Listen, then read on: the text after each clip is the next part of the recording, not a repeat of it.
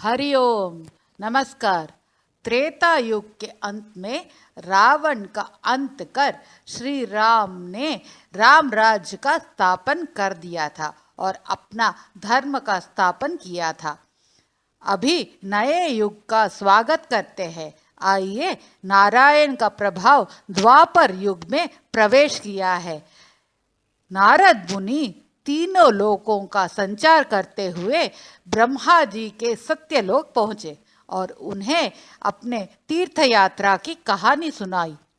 ब्रह्मा जी कह पड़े, मैं पहले हिमालय में शिव जी को प्रणाम कर बद्री विशाल के दर्शन लिए, फिर पहुंचा हरिद्वार जहां कुंभ मेला हो रहा था। गंगा मैया की आशीर्वाद लिए उज्जैन महाकालेश्वर को प्रणाम किया। वहां से वृंदावन आया। वहां मैंने एक युवती को रोते हुए देखा। उसके समीप दो मनुष्य गिरे हुए थे। नारद जी ने उस युवती से उसके रोने का कारण पूछा। वो युवती बहुत छोटे उम्र की थी, परंतु उसके दो पुत्र बहुत वयोवृद्ध दिखे थे। इस पर उस युवती ने अपना परिचय देते हुए बताया, मेरा नाम भक्ति है और ये मेरे दोनों पुत्र ज्ञान और वैराग्य है। कली के प्रभाव से हम इतने वृद्ध हो गए और उठ नहीं पा रहे हैं। हम जगह जगह भटक रहे हैं। काशी, मथुरा, हिमालय और इस कलियुग ने अपना साया चारों ओर फैलाकर रखा है। लोग इस कली के मोह में फंसे जा रहे हैं। आखिर हम इस कृष्ण और राधा रानी के चरणों में पावन हो चुकी है। इस धाम में कुछ शांति मिलेगी सोचकर यहाँ आए हैं। आते ही मैं युवती बन गई और यहाँ बुढ़ापे का नामो निशान नहीं है। भक्तों की महक और भक्ति की महक चारों ओर फैला हुआ है, परंतु मेरे पुत्र की ये दशा नहीं बदली, इसलिए मैं चिंतित हूँ। आप मुझे कोई उपाय बताए जिससे मैं और मेरे दोनों पुत्र एक साथ इस धरती पर रहें। यह सुनकर इसका कोई उपाय तो होगा जरूर कहकर माता भक्ति को ये आश्वासन दिलाकर कि इसका समस्या का हल जरूर निकालेंगे कहकर श्री कृष्ण के गोलोक पहुंचे। श्री कृष्ण के गोलोक पहुंचने पर प्रयास करने पर उनका अहंकार और अज्ञानता के कारण श्री कृष्ण अपने माया से स्वयं को छुपा के रखा था। जब श्री नारद मुनि ने उनको आभास हुआ कि उनका अहंकार और उनकी अज्ञानता उन्हें रोक रही है श्री कृष्ण के दर्शन से और श्री कृष्ण उनकी परीक्षा ले रहे हैं, तो अपने आप को समर्पण कर दिया। तो स्वयं श्री कृष्ण को दृश्य दिलाई और उनके आने का कारण पूछा। वे तो ज्ञान दृष्टिवर थे, सब कुछ जानते थे, पर नारद जी के मुख से समस्या का विवरण सुनना चाहते थे और उन्हें ब्रह्मा जी की ओर हाथ दिखाया और उनके पास इन प्रश्नों का उत्तर होगा। सुनकर नारद मुनि ब्रह्मा जी के सत्यलोक पहुंचे। प्रणाम कर पिताश्री की इस समस्या को हल मांगा। इस पर ब्रह्मा जी ने नारद मुनि को बद्री का आश्रम के पुण्य स्थान जाकर तप करने को कहा। ओमकार शब्द से चारों ओर गूंजने लगा। वहां उनके बड़े भाइयों जो सनत कुमार थे, ब्रह्मा जी के 4 मानस पुत्र सनक, सनातन, सनातन, सनकनंदन, सनत कुमार दृष्टि दिए। वे चारों छोटे बालक के वेश में थे, कभी भी वे वृद्ध नहीं होते थे।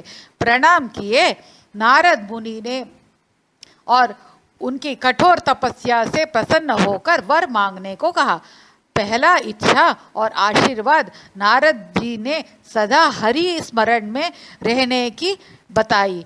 इस पर वे बालकों ने कहा कि वे तो हरि के सबसे प्रिय चेले हैं, कोई भी अलग नहीं कर सकता।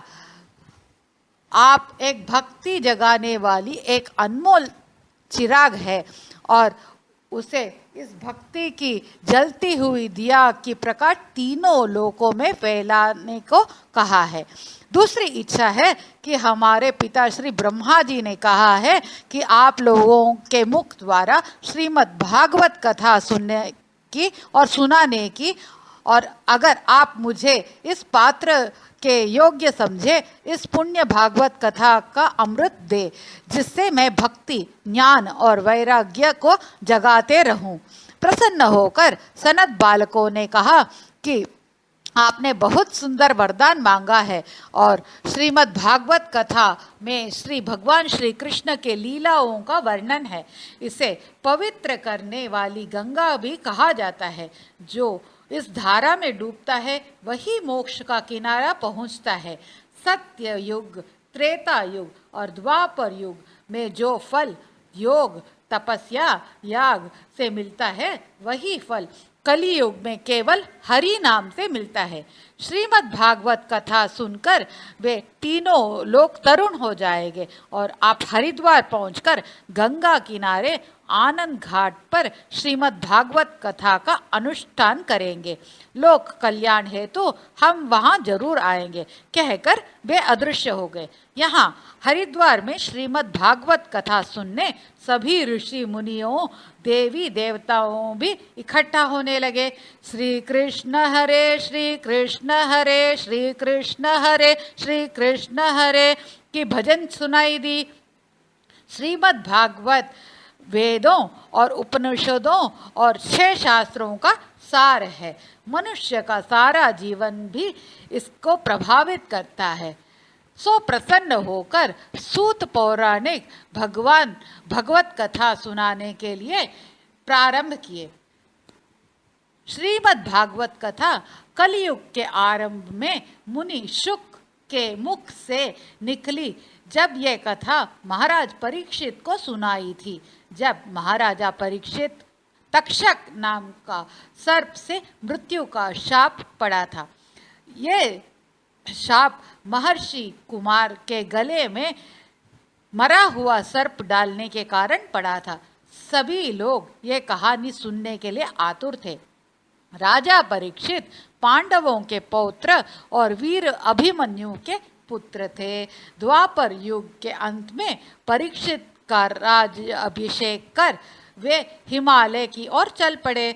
यहाँ राजा परीक्षित एक दिन शिकार करते हुए वन में आए। वहाँ एक प्राणी मिला और उनके समीप आकर कहने लगा, मैं कलियुग का कली पुरुष हूँ। मुझे इस काल ने भेजा है और इस धरती में राज्य करने जैसे इस काल की गति रुक नहीं सकती। सतयुग के बाद त्रेता युग, त्रेता युग के बाद द्वापर युग और द्वापर के अंत में कलियुग का प्रतिनिधि हूँ। कलियुग का आना निश्चित है। राजा परीक्षित ने कली को अपने राज्य के सीमा के बाहर जाने को कहा और कहकर उसे ललकारने लगा, पर काल पुरुष राजा के शरण आकर उससे सीमा के अंदर थोड़ी जगह मांगी जिस पर वो रह सके। कलियुग का पुरुष अधर्म का सहायक होने के कारण 4 सोनों का वर दे दी राजा परीक्षित ने। जहाँ जुआ खेला जाता हो, जहाँ मद्यपान होता हो, जहाँ परस्त्री संग हो और जहाँ हिंसा होती हो, असत्य, काम, निर्दयता जहाँ वास करते हो। यह सुनकर ये स्थान केवल सीमित होने के कारण और थोड़ी जगह मांगी जिसमें रजोगुण का वास होता हो, वो है स्वर्ण, उसमें भी वास करने का प्रबंध कर दिया। आज्ञा पाकर काल पुरुष निकल गया। महाराज के सर पर सोने का मुकुट था और उसके सर पर बैठ मुस्कुराने लगा। शिकार के तलाश में करते हुए थके हारे भटकते हुए शमीक ऋषि के आश्रम में पहुंचे। ऋषि ब्रह्मलीन होने के कारण वे अपना ध्यान नहीं दिए राजा परीक्षित की ओर।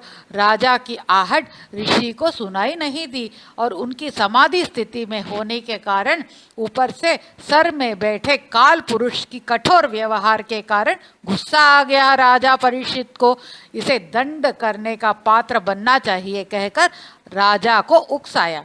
पर राजा के अच्छे गुण के व्यवहार से उस पाप करने से रोक लिया। पर उसकी गुस्सा को शांत करने के लिए मरा हुआ सांप को शमीक महर्षि के गले में डाल क्रोध में वहां से निकल पड़े। यह सब ऋषि पर कोई भी असर नहीं पड़ा। थोड़ी समय बाद ऋषि कुमार श्रृंगी जो तेजस्वी थे वो नदी में स्नान कर रहे थे। उसके सारे वृत्तांत अन्य बालकों के द्वारा दिया कि कैसे महाराज ने परीक्षित ने एक मरा हुआ सांप अपने पिता के गले में डाला। यह सुनकर नदी में जल अर्जली देकर उसने राजा को श्राप दिया। जो राजा मेरे पिता का घोर अपमान किया वो राजा आज से 7वें दिन तक्षक नाग के काटने पर उसका प्राण त्याग देगा और उस श्राप के किसी पर असर नहीं होगा और कोई भी नहीं टाल सकता। यह सुनकर महर्षि अपने ध्यान से उभरकर अपने पुत्र श्रृंगी को कहा, तुम जानते हो तुम किसे श्राप दिया है? वे एक निष्ठावान, धर्म को मानने वाले, ब्राह्मणों को आदर करने वाले और एक प्रतापी महाराज है। अगर वे नहीं रहेंगे तो पृथ्वी पर अन्याय बढ़ने लगेगी। तुम्हारी मूर्खता और अज्ञान की वजह से एक बहुत शक्तिशाली राजा का अंत होने वाला है। यह सुनकर कहा कि तुम्हारे पाप कर्मों में लिखा जाएगा। ऋषियों मुनियों को शांतता एक वर है। बिना सोचे समझे शाप दे दिया। यह तुम्हारे तपोबल को हानि पहुंचा सकती है और यह सत तपोबल कभी अपना बदला लेने के लिए उपयोग नहीं करना चाहिए। यहाँ राजा परीक्षित अपने राजमहल आकर अपने किए पर पश्चाताप करने लगे और भयभीत होने लगे। ऋषिवर राजमहल पहुंचकर राजा को अपने दर्शन के लिए व्याकुल थे। राजा ने भी उनका अतिथि सत्कार कर आदर पूर्व उनका प्रणाम किया। राजा ने अपने किए पर पश्चाताप मांगी और दंड भुगतने के लिए तैयार हो गया। उन्होंने उनके पुत्र द्वारा किए श्राप का विवरण दिया और मोक्ष की राह पर चलने की दीक्षा दिलाई। अपने गुरु के शरण जाकर इसकी उपाय मांगी। जब सकर्म और दुकर्म पूरा हो जाए वो मोक्ष की राह में चलने लगता था और श्री कृष्ण के शरणों में अपने समस्त कर्मों जो निष्काम भाव से समर्पण किया वो आश्रय देंगे।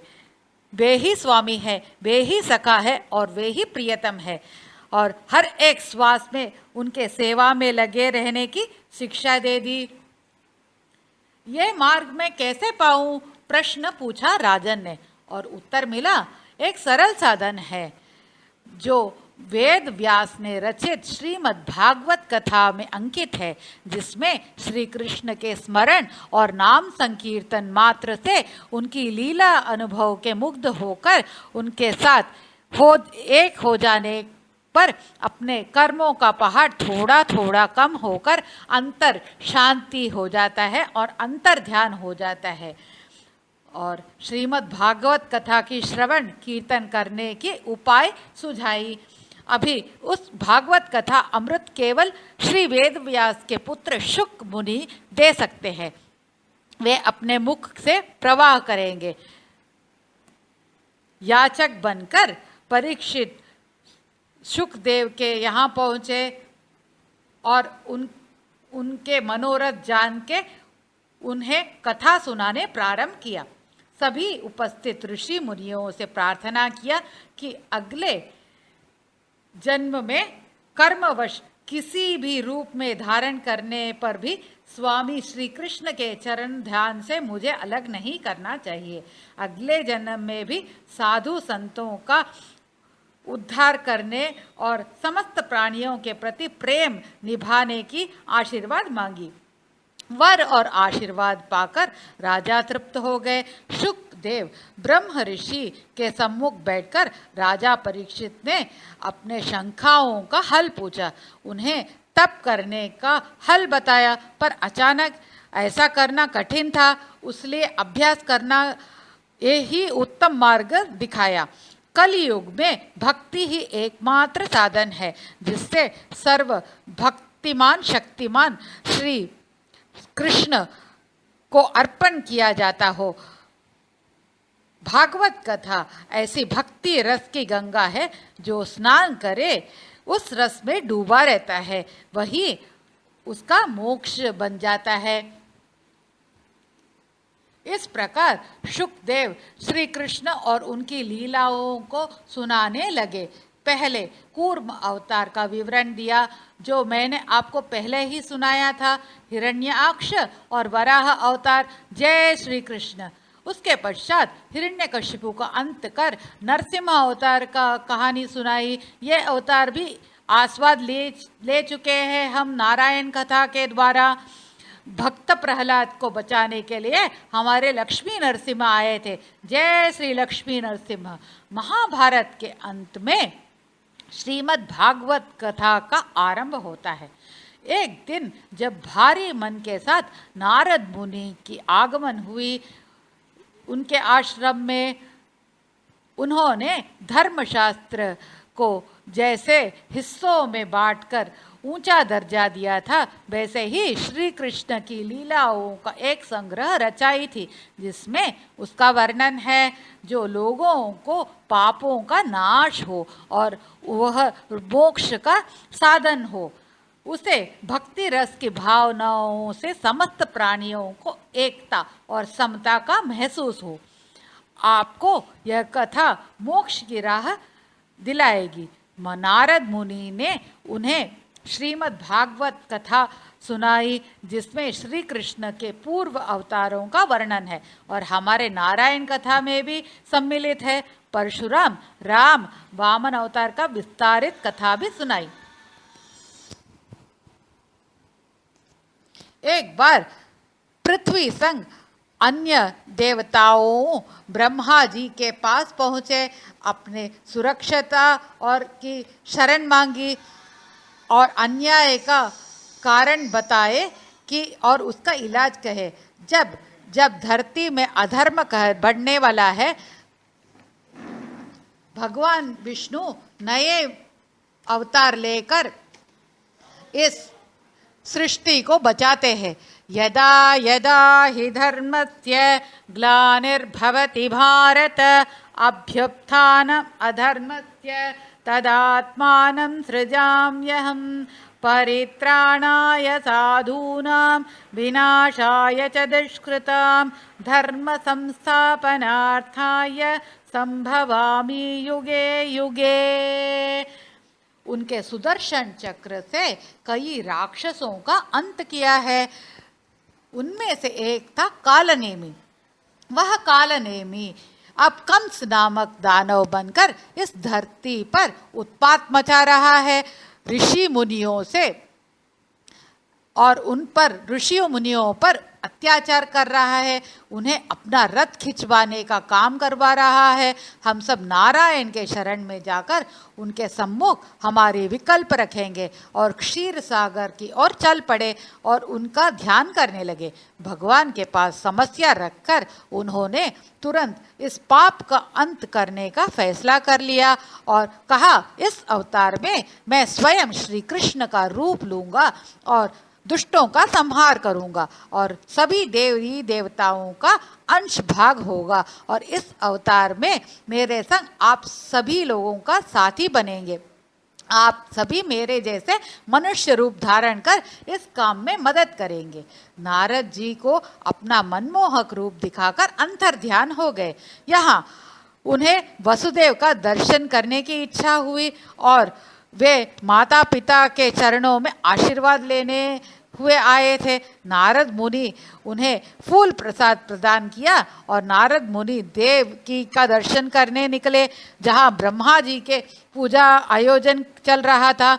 उन्हें भी एक फूल प्रसाद प्रदान किया। देवकी भोजवंश की राजकुमारी है और कंस की चचेरी बहन थी और वसुदेव यादव कुल के राजकुमार। दोनों परिवार में भेदभाव अधिक था। कैसे होगा उनका विवाह? यह सब विधिवश होगा। कुल गुरु के सहायता से एक राज्यसभा का आयोजन किया। वसुदेव के पिता उग्रसेन महाराज थे। अपने राजा को बचाने के लिए कंस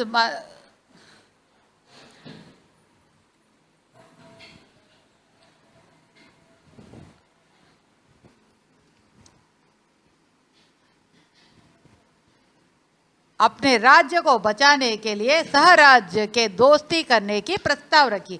यहाँ कंस राज्य में कर जमा कर खजाने को भरकर अपनी झोली भरने पर तुला था। इस पर वसुदेव की मित्रता हाथ बढ़ाते हुए कंस की क्रोध को शांत करवाया और कुलगुरु के मुख से देवकी का हाथ वसुदेव को देने के लिए सुझाव दिया। इस पर सभी लोग प्रसन्न हो गए। देवकी और वसुदेव का विवाह संपन्न होकर कंस अपने रथ पर नए वर वधू को विदाई की रस्म निभाने के लिए लेकर जा रहा था। सभी कुछ कुशल मंगल चल रहा था। कंस बहुत प्रसन्न था। इतने में आकाशवाणी गरजी। हे मूर्ख! कंस चौंक गया। कौन पुकार रहा है? कहाँ से आई आवाज? आकाशवाणी कह पड़ी, हे मूर्ख! तुम जिसे रथ पर बिठाए हुए ले जा रहे हो, उनके 8वें पुत्र से तुम्हारा अंत होगा। देवकी का 8वां गर्भ का पुत्र तुम्हारा काल बनेगा। यह कहकर आकाशवाणी थम गई। कंस यह सुनकर बहुत क्रोधित हो गया और देवकी और वसुदेव को कारागृह में बंद करने का आदेश दे दिया। यहाँ उग्रसेन महाराज को भी बंदी बनाकर कारागृह में डाल दिया और उसके काल को जीतने के लिए तैयार हो गया। यहाँ देवकी वसुदेव को एक ही कारागृह में बंद कर अपनी सुरक्षता की एक सीढ़ी बनाई। 1 साल पश्चात देवकी गर्भवती हुई और पहला शिशु जन्मा। कंस को पता चला कि शिशु जन्मा है, बहुत खुश हुआ और उसे देखने कारागृह आ पहुंचा। उसे आशीर्वाद देकर चलने लगा कि नारद मुनि आकर उसे बहकाने लगे। तुमने तो वो शिशु को छोड़ दिया है, कौन जाने वो पहला पुत्र है कि वही पुत्र काल की घंटी लेकर घूमने आया हो। वो पहला हो या 8वां हो। वो उल्टी गिनती करने लगे। 7 6 5 4 3 2 1 1 2 3 4 5 6 7 8 उसे कहकर बहकाने लगे। तुमने तो वो शिशु को छोड़ दिया है, कौन जाने वो पहला पुत्र है या वही पुत्र तुम्हारे काल की घंटी लेकर घूमने आया हो। यह सुनकर कंस अपना मन बदलकर वो पहले शिशु की हत्या कर दी। देखते देखते 7 शिशुओं की हत्या कर दी। यहाँ देवकी वसुदेव अपनी रक्षा की प्रार्थना करते हुए कारागृह में समय बिता रहे थे। अभी 8वें शिशु की समय आए। 7वें शिशु को संकर्षण कर रोहिणी के गर्भ में अंकुरित कर दिया था और योग माया जन्म लेने के लिए भगवान श्री कृष्ण ने आदेश दिया था। जब श्री कृष्ण जन्मेंगे, रोहिणी को एक पुत्र जन्मेगी, वही योग माया बनकर कंस को काल रूप दिखाएगी। यहाँ सभी प्रतीक्षा कर रहे थे वह शुभ घड़ी आएगी। श्रीमन नारायण के दिव्य दर्शन के लिए सभी आतुर थे। वे शिशु बनकर देवकी के घर जन्मेंगे और पले बढ़ेंगे यशोदा के नंद घर में। आखिर वो मुहूर्त आ गया।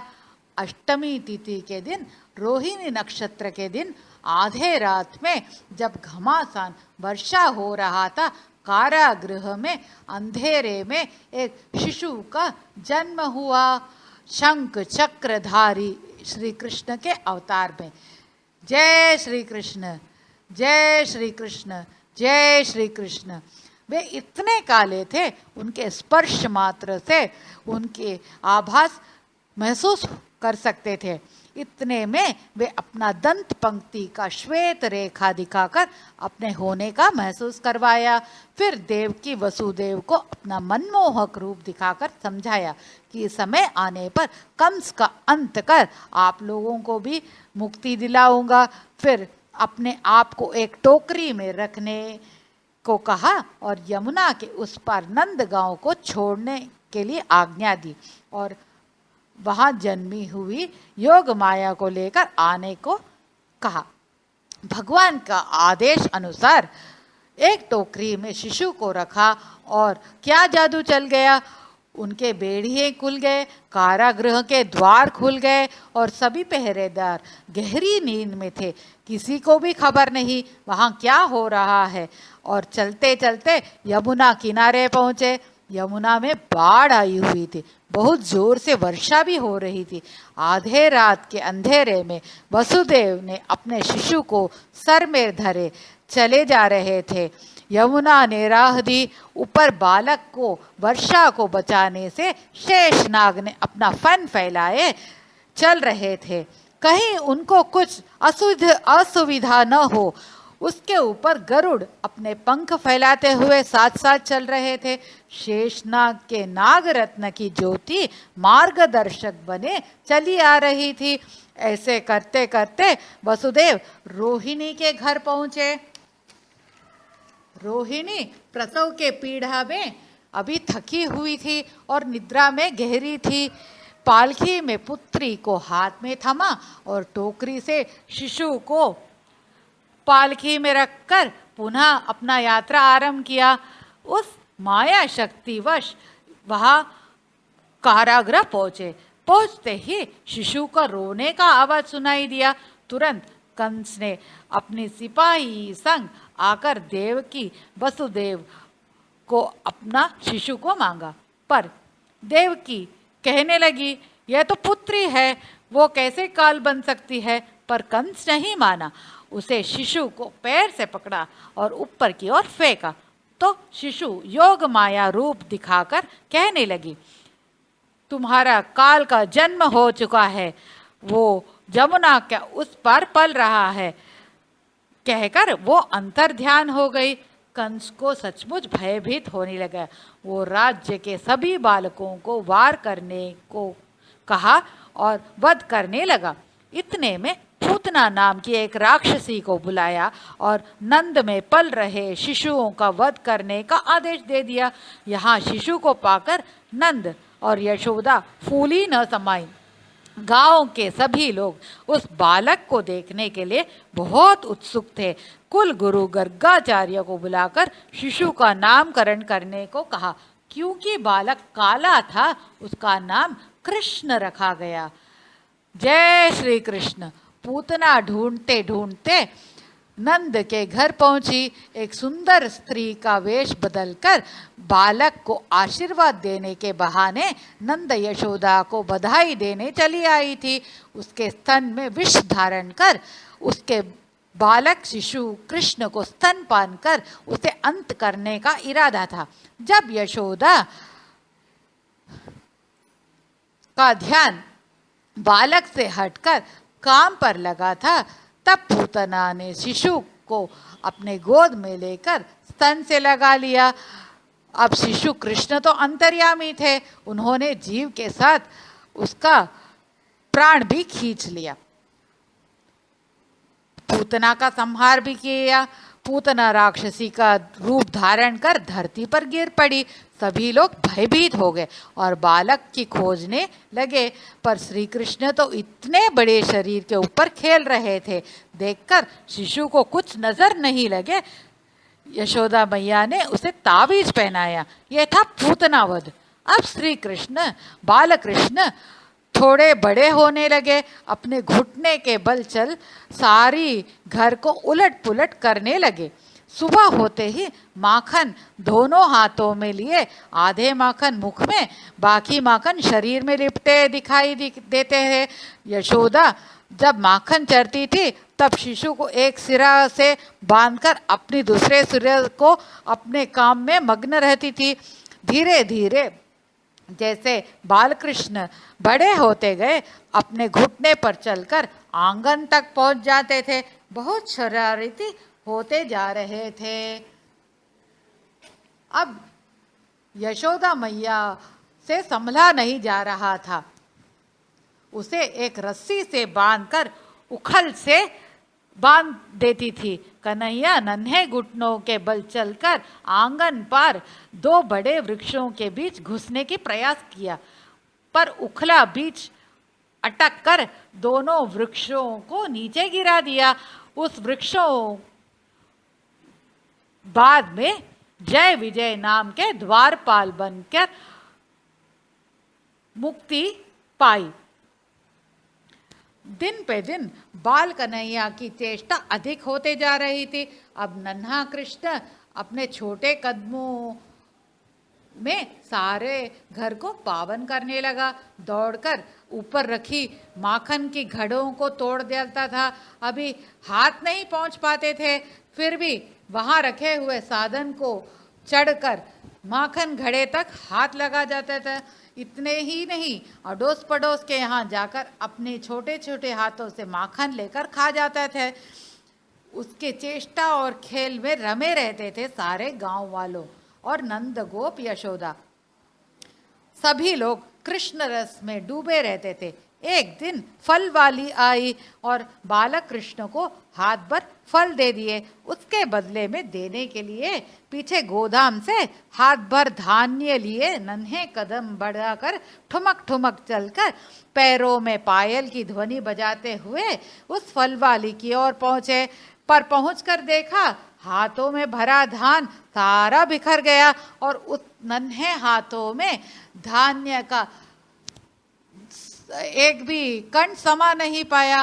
निराशवश श्री कृष्ण ने अपनी खाली हाथ दिखाए और उसी क्षण फल वाली ने अपनी मोक्ष की वर मांगी। बालकृष्ण को आश्चर्य हो गया कि कैसे जान गई।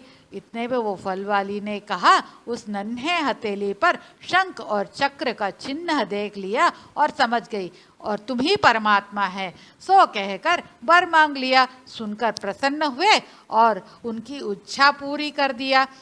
जब वे 2 साल के थे, यशोदा मैया बाल कृष्ण को आंगन में छोड़ अंदर काम में व्यस्त हो गई। बाहर आंगन में छोटे लाल हाथ पैर को हिलाते हुए खेल रहे थे। इतने में एक चक्र रूप शकट एक उसके करीब आई और उसे हानि पहुंचाने के इरादे से मार गिराने के लिए आई।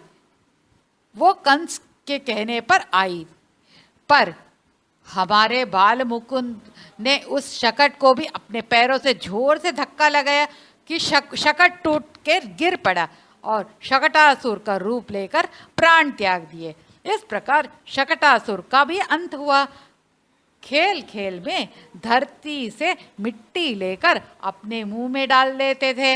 यह सब देखकर आजू बाजू से यशोदा की सहेलियां गोपियां आकर कहती थी कि कन्हैया मिट्टी खा रहा है। यशोदा से रहा नहीं गया और आकर कन्हैया से डांटती थी। वो रो पड़ते थे। एक बार जब मिट्टी को मुंह में डाल रहे थे तो यशोदा ने रंगे हाथ पकड़ लिया। तब उसने मुंह खोलने को कहा। अब देखकर एक पल विस्मय हो गई। मुंह में सारे ब्रह्मांड का दृश्य दिखाया। अंदर एक यशोदा और एक नंदगांव, एक छोटी कन्हैया देखकर आश्चर्य हो गए। फिर उसी क्षण को भुलाकर वापस भूलोक में कृष्ण की मैया बनकर व्यवहार करने लगी। अब इसे कैसे संभाला जाए? जो एक रस्सी लिया और उखले के साथ बांध कर रख दिया। उस रस्सी को बाल कृष्ण के उदर में बांधा था। उस वजह से दामोदर नाम से जानने लगे हमारे कृष्ण। गांव वालों को श्री कृष्ण का शिकायत करने बिना रहा नहीं जाता था। अगर कन्हैया का दर्शन भी नहीं होता तो भी मुरझा जाते थे और माखन लेने के बहाने यशोदा से मिलने आ पड़ते थे और कहीं लल्ला का आंख में आंख मिल जाते तो अच्छा होगा। ऐसे कहते कहते बांध पड़े कृष्ण को देख नंद को क्रोध आ गया और उसे बांधे रहने का कारण पूछा तो मैया यशोदा की ओर हाथ और आंख दिखाई अपने कमल नेत्रों से। उस नंद ने उस बंधन से छुड़ाया और तृप्त हो गए। घर में यशोदा से संभाला नहीं जाता था। वो गायों के पीछे चरने भिजवा दिया करती थी। अपने मनमोहक रूप से अपने बांसुरी लेकर मनमोहन अपने साथियों के संग गैया चराने ले जाते थे। उसके मधुर बांसुरी के वाणी से मोहित होकर हर एक गाय अपना पथ पकड़कर वृंदावन पहुंचते थे। वृंदावन की खूबसूरती का रम्य दृश्य की क्या कहने। उसके हरे भरे वातावरण मन को लुब्ध कर देती थी। सभी गायों को चरने के बाद शाम होने पर घर लौटते थे। आगे आगे सभी गाय नियमित और व्यवस्थित रूप से चलती थी और पीछे बांसुरी बजाते हुए हमारे वेणुगोपाल चले आते थे। दोपहर में सभी साथियों संग यशोदा मैया ने भेजा हुआ आहार मिल बांट के खाते थे। ये उनका रोज का नियम बन चुका था। एक दिन गायों को चराने वृंदावन आए थे। ब्रह्मा जी ऊपर से ये सब देख रहे थे, श्री कृष्ण की चेष्टा लीला को भी। सभी बालकों संग इतना घुल मिल कर खेल रहे हैं, उनसे रहा नहीं गया। वहां अघासुर नाम का एक नाग को एक खेल साधन के रूप में भेज दिया और सभी बालकों को उसके ओर आकर्षण किया। कृष्णा और उसके साथी अघासुर के मुंह से निकले और उसके पूंछ की ओर बढ़ने लगे। सारे साथियों उस अघासुर के पेट पे रह गए। अब ब्रह्मा जी ने नया तरीका निकाली। बालक जब खा पी कर खेल रहे थे, ब्रह्मा जी सभी मायावी को गायों को सत्यलोक पहुंचा दिया। अपने शक्ति के बल सभी ग्वालों को भी सत्यलोक पहुंचा दिया। अब बिना गायों और ग्वालों को कैसे जाए वापस, सोचा कन्हैया ने और तुरंत सभी का रूप धारण किया। गाय, ग्वाले, गाड़ी, वृक्ष और ग्वाले और सभी का वेश धारण कर निकल पड़े घर की ओर। ऐसा रोज होता था। सुबह सभी ग्वालों का अवतार लेते थे स्वयं और सभी बन जाते थे और वृंदावन की ओर चलने लगते थे। शाम होते ही वापस निकल पड़ते। किसी को भी कोई भी शक नहीं होता है कि वो अपने ही बालक है कि स्वयं श्री कृष्ण। पर बलराम ठहरे जासूस महारथी। उनको कान्हा से पूछा, क्यों सभी तुम्हारी ओर साया दिखाई देती है और तुम्हारे और प्रेम और संतोष लगते हैं। अब कान्हा ने सारी कहानी सुनाई और सत्यलोक से गाय और ग्वालों को बचाकर वापस घर पहुंचे। यह करते करते 1 साल हो चुकी थी। घर आकर बच्चों ने अपनी 1 साल की कहानी सुनाई तो सभी को आश्चर्यचकित हो गया। अघासुर को भी हाथ के मुक्के से मारकर गिरा दिया और सभी लोग प्रसन्न हो गए। हर साल इंद्र की पूजा होती थी नंदगांव में। इंद्र को वरुण भगवान के कृपा से बरसाते थे। उन्हें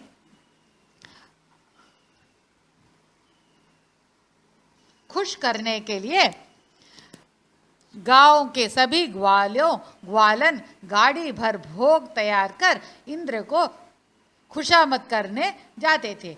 इस बार भी तैयारी चल रही थी और नंद गोप इस प्रबंध में जुड़े थे।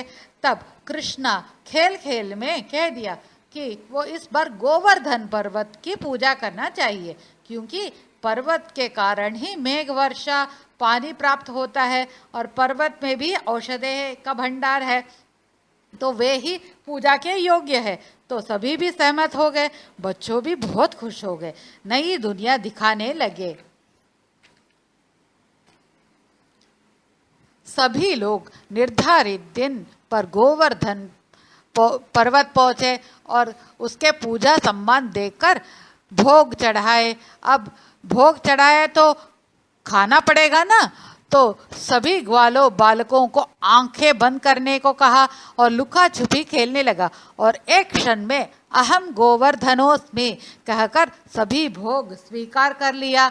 यहाँ ग्वालों और बच्चों को भी आश्चर्यचकित कर दिया और तृप्त कर दिया। और यह सब देखते ये इंद्र को क्रोध आ गया और कृष्ण को पाठ पढ़ाने हेतु इतना वर्षा बरसाई कि बाढ़ आ गई। लोग उथल पुथल हो गए, मनुष्य पशु सभी विचलित हो गए।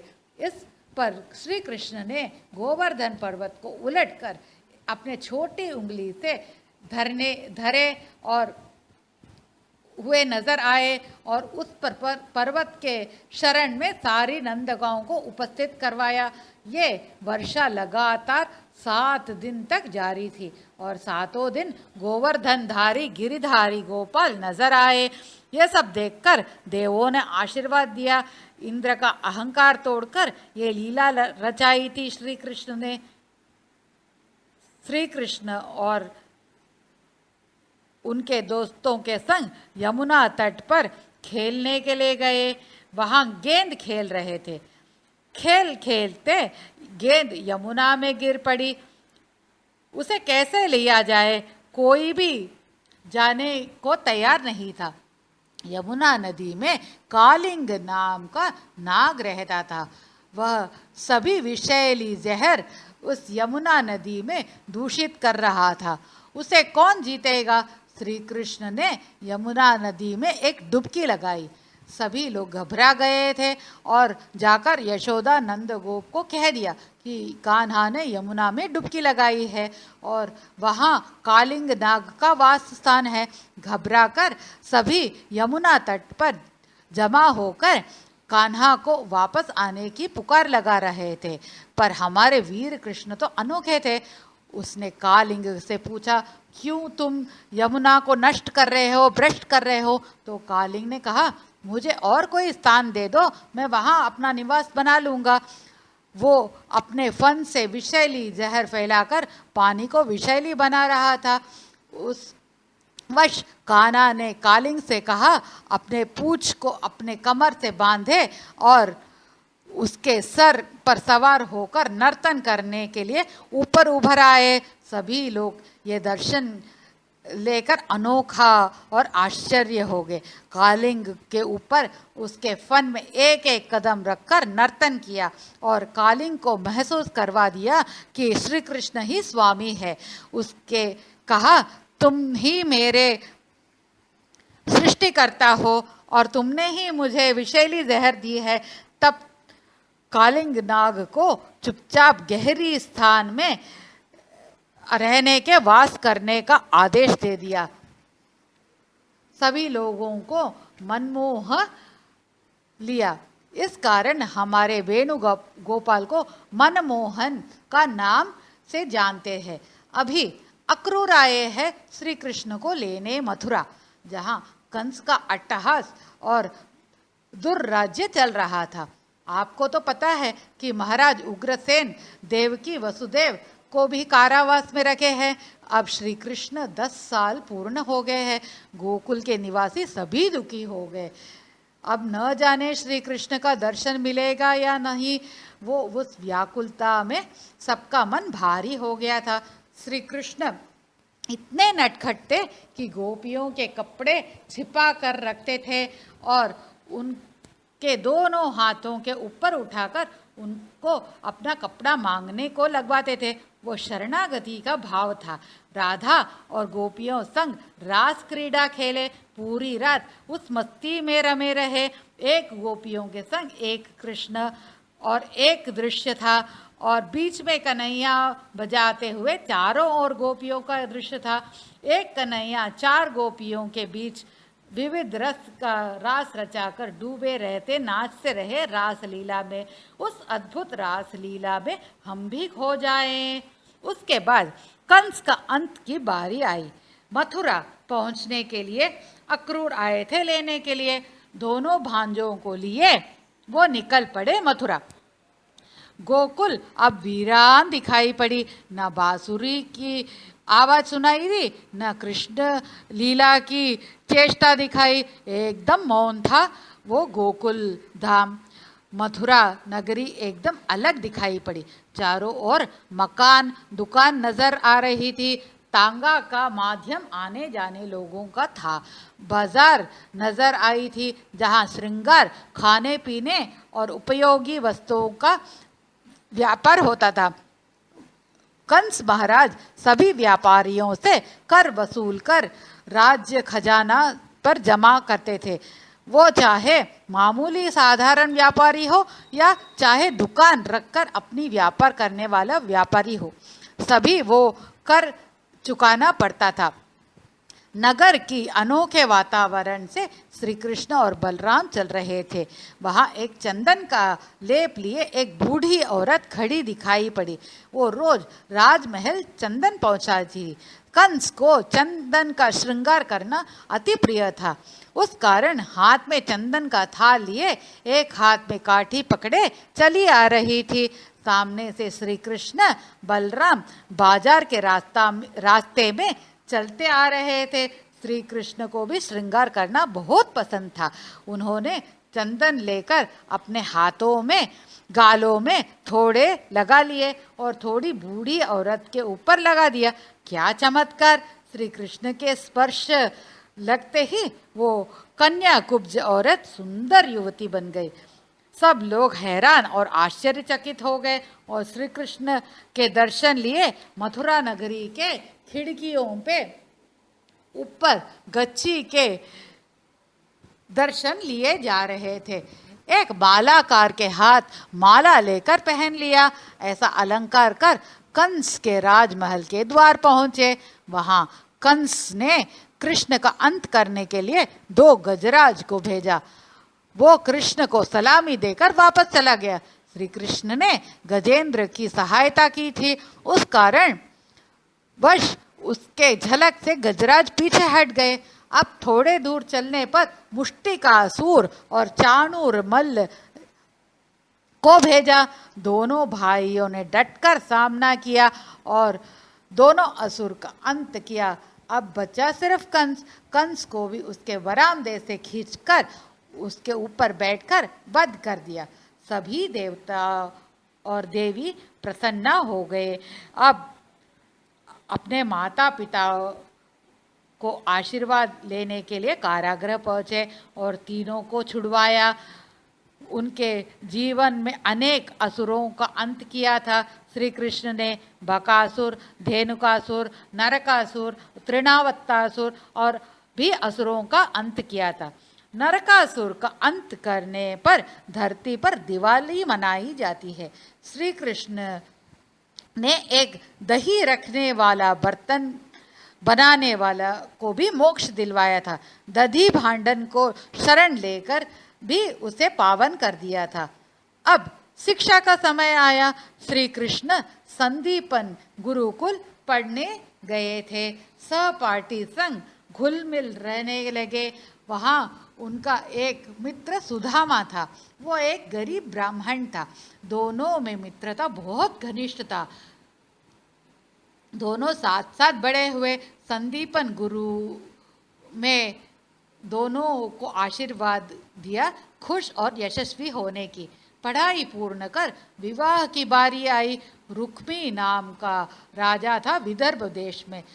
उसकी बहन थी रुक्मिणी। रुक्मिणी की शादी शिशुपाल छेदी राज का राजकुमार से तय हुआ था। इस पर रुक्मिणी को मन ही मन में श्री कृष्ण से प्रेम करने लगी, पर उसे प्राप्त करने के लिए प्रार्थना में जुटी थी। रुक्मिणी की सहेली चित्रलेखा एक कलाकार थी, जिसे एक बार देख लिया वैसी चित्र बनाती थी। पहले अभिमन्यु का चित्र बनाया, फिर अर्जुन का चित्र बनाया, बाद में श्री कृष्ण चित्र का बनाकर रूप दिखाने पर खुश हो गए। यह था अभिमन्यु का विवाह का कथा। आते हैं हम श्री कृष्ण रुक्मिणी के कथा पर। रुक्मिणी एक संदेशा भेजा एक ब्राह्मण द्वारा कि मुझे विवाह कर ले जाओ और मैं दुर्गा मैया के दर्शन करने मंदिर पहुंचूंगी और वहां मुलाकात होगी। यह संदेश देखकर ब्राह्मण रुक्मिणी के द्वार से श्री कृष्ण के महल पहुंचे। वहां उन्हें अर्घ्य पाद्य स्वीकार कर अतिथि सत्कार कर पूछा आने का कारण, और वो संदेश देकर श्री कृष्ण को साथ लिए वहां से रुक्मिणी के राजमहल पिछवाड़े पहुंचे और उसे संदेश पहुंचाया कि मैं पहुंच गया। अगले दिन जब शिशुपाल को दूल्हे के वेश में देखा तो रुक्मिणी से रहा ना गया, तो श्री कृष्ण से प्रार्थना करते हुए अपने रथ में आकर रुक्मिणी को उठा ले जाने के लिए कहा और वो द्वारका में लेकर आकर विवाह कर लिया। इस प्रकार रुक्मिणी का विवाह संपन्न हुआ। अब सुदामा को गरीबी और दरिद्रता बहुत सता रही थी, पीड़ा दे रही थी। उसके पत्नी ने श्री कृष्ण को जाकर मिलने को कहा, पर सुदामा हिचकिचा रहे थे। आखिर हालात को ध्यान में रखते हुए वो ठहरे, ठाकुर महाराज मुझे आगमन करेंगे या नहीं, मुझे याद रखेंगे या नहीं, यह सोचते सोचते द्वारका पहुंचे। सुदामा के आते ही खबर सुनते ही स्वयं नीचे उतरकर द्वार पर दौड़कर आकर श्री कृष्ण ने उनका स्वागत किया। अपने बाल्य स्नेह को दोनों राजमहल की ओर बढ़े और सुदामा को आसन अर्घ्य पाद्य समर्पण कर दोनों बीते हुए यादों को याद करने लगे। अब कमर में बांध में रखे हुए एक पोटली देखी और तुरंत उसे खींचकर एक मुट्ठी मुंह में डाल ली। दूसरी मुट्ठी डालने पर रुक्मिणी ने उसे रोक लिया, क्योंकि रुक्मिणी ठहरी स्वयं महालक्ष्मी की अवतार। यह चेष्टा देखते हुए सुदामा बहुत मन ही मन प्रसन्न हो गए और अपनी स्थिति का विवरण बता नहीं पाए। अब ये सब कुछ यादों लेकर निकल पड़े घर की ओर और सोचने लगे, मैं कुछ पूछ नहीं पाया, घर का हालत बहुत नाजुक है। यह सोचते सोचते घर पहुँचे। क्या आश्चर्य, उनका कुठेर एक पक्का घर बन चुका था। उनके संतान अच्छे अच्छे कपड़े पहनने लगे, अच्छा खाने लगे और उनकी पत्नी आभूषण और नए कपड़ों संग दिखाई दी। और उस लीला पर सुदामा को नाज था। बिना कुछ पूछे इस दृश्य के मात्र से श्री कृष्ण ने अपने कृपा बरसाई। श्री कृष्ण ने बाद में महाभारत की धर्म युद्ध की नायक बने और श्रीमद् भगवत गीता की उपदेश दिया अर्जुन को, और विष्णु सहस्त्र नाम का एक स्तोत्र जिसमें श्रीमद् नारायण का 1000 दिव्य नामों का संग्रह है, उसका उद्भव हुआ। ऐसे महाकाव्य की रचना कर सारे संसार में व्यापक है श्री हरि। अब सारी लीलाएं दिखाकर श्री कृष्ण अवतार का वैकुंठ प्रस्थान करने का समय आ गया था। स्वयं प्रबंध कर लिया था। यादव कुल को एक श्राप पड़ा था, जिसका अंत यादव एक दूसरों से लड़कर भस्म हो जाएंगे। स्वयं एक शिकारी के वीर तीर से वैकुंठ प्राप्त होंगे। वो कैसे शिकारी तक पहुंचते हैं, देखते हैं। एक उखल से एक मत्स्य के पेट में उखल के छोटे छोटे टुकड़े के सारी नदियां किनारे और मत्स्य के पेट से शिकारी के हाथ लगता है।